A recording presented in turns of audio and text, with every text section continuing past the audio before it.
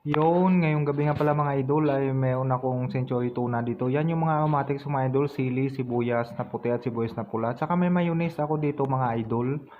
Ang gagawin pala natin mga idol yan, dinayin ko lang yung dalawang Century tuna flakes in oil.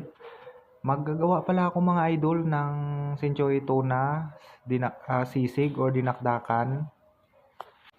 Bali yan na pala mga idol yung mga aromatics, sili, sibuyas na pula, sibuyas na puti, tsaka bawang. Tsaka yan na yung Century tuna natin na dalawang lata mga idol. Yan yung mayonnaise natin. Pinepare ko na po lahat yan mga idol para mamaya titimplahan ko na lang sila.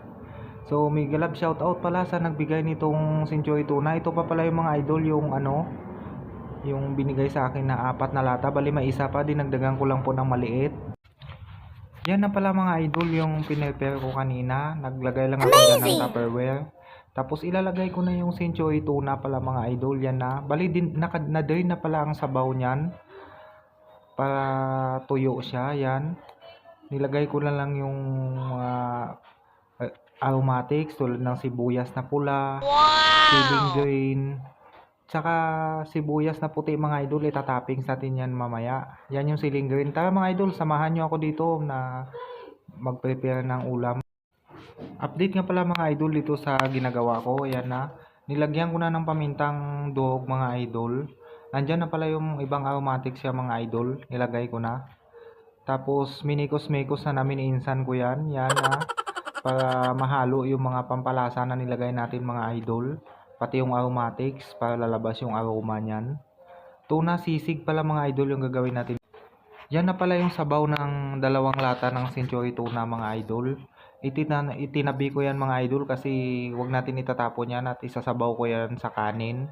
Yan, may din. Yan na yung sisig natin mga idol.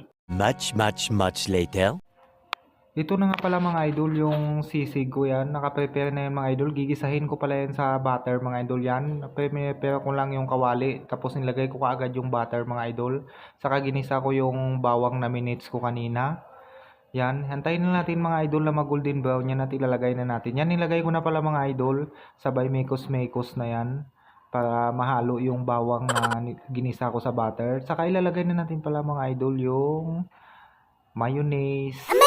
Yan pala mga idol ang magbibigay lang nila linamnam mamaya sa sisig natin as made by Century tuna. Tara mga idol, samahan nyo ako dito.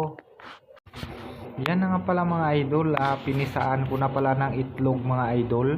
Pagtapos ko nilagay ang mayonnaise, nagpisa ako ng isang itlog mga idol para pwede siyang tatawagin na Century tuna sisling. Yan na mga idol, nilagyan ko na rin ng magic sarap para swak na swak yung lasa niyan mga idol. Shout out pala sa mahilig gumawa nito tulad ko. First time ko nga pala gumawa nito mga idol.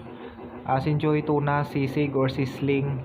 Yan, nilagay ko na sa toppings yung Eventually. Yan na pala update mga idol sa ginawa kong Century tuna sisig or sisling. Nag-add pala ako mga idol ng mayonnaise kasi yan yung kanin pala natin mga idol na sinag. Yan yung sabaw ng Century tuna mga idol. At saka siyempre may patanggal umay tayo dyan. Yung Coca-Cola. Mega love shoutout pala dyan kay Ryan Paul Salaan at saka Albert Duaso. Maraming salamat sa suportan yung dalawa mga kabady. Hanggang dito na lang muna.